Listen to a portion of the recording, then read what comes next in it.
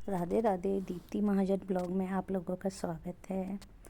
आज है बासड़े की पूजा यानी शीतला माता की। शीतला माता को देख के तो आप लोग समझ गए होंगे कि आज शीतला माता की पूजा है। शीतला माता की क्यों होती है पूजा? शीतला माता की पूजा सप्तमी और अष्टमी को होती है और ये कृष्ण पक्ष चैत की अष्टमी और सप्तमी से प्रारंभ हो जाती है, होली के 7 दिन बाद।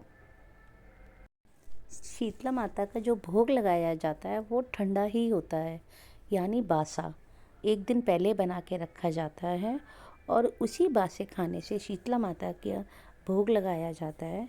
इसमें गर्म खाना नहीं होता और ठंडे ठंडे से ही शीतला माता को पहले जल अर्पित किया जाता है, ठंडे ठंडे पानी से नहलाया जाता है।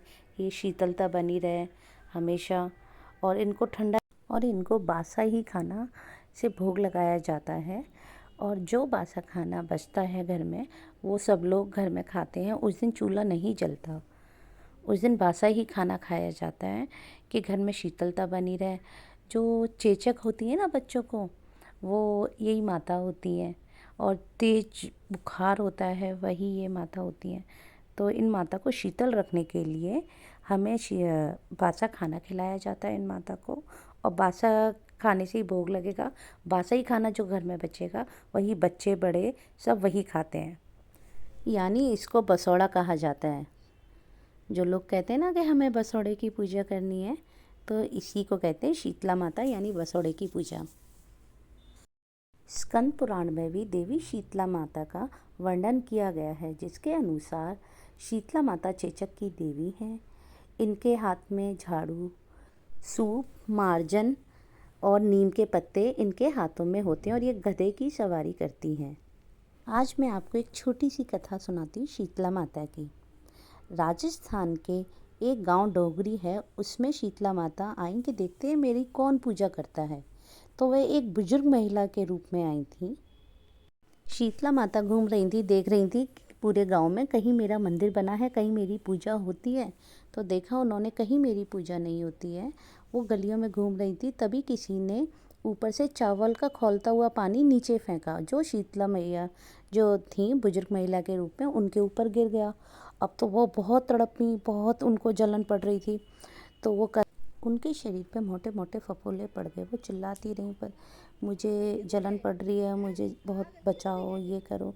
सामने देखा, आगे चली तो एक ना घर के आगे कुम्हारन बैठी थी। उसने कहा, अरे माई ये तो बहुत जल गई है। उसने अपने पास बुलाया और कहा, बैठो माई। और उसने ठंडा पानी डाला उनके ऊपर। फिर कहती कि मैया मेरे रात का है ना, एक राबड़ी रखी है और दही रखी है, ये आप खा लो। जब बूढ़ी माई ने रात के आटे की बाजरे की राबड़ी और दही खाया तो उन्हें बहुत शीतलता मिली, बहुत आराम मिला। तो वो कहती, बूढ़ी माई आपके बाल बहुत बिखरे हुए हैं, लो मैं आपके बालों को सही कर दूँ। जब वह बाल उनके सही करने लगी तो वहाँ उन्होंने देखा तीसरी आँख है। तो एकदम डर गई और भागने लगी उधर। तो बूढ़ी माई ने बोला, घबराओ नहीं, मैं शीतला माता हूँ। और वो शीतला माता के रूप में आ गई। अब तो वो कहे कि मैं आपको बिठाऊँगा, मेरे यहाँ तो बिठाने की कोई जगह नहीं है। तो सामने ही गधा खड़ा था, तो वो शीतला माता उस गधे पे जाके बैठ गई। और फिर उन्होंने कहा, मेरे यहाँ तो बहुत दरिद्र है, मेरे यहाँ कुछ नहीं है।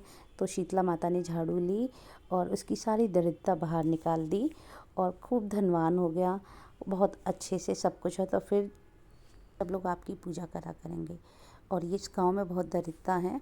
और होली के बाद सप्तमी पे जो आपकी ऐसे ही विधि विधान से पूजा करेगा, जो स्त्री आपकी विधि विधान से पूजा करेगी, उसको सदा सुहागन रखना, उसके बच्चों की लंबी आयु रखना, सुख संपत्ति बनाए रखना।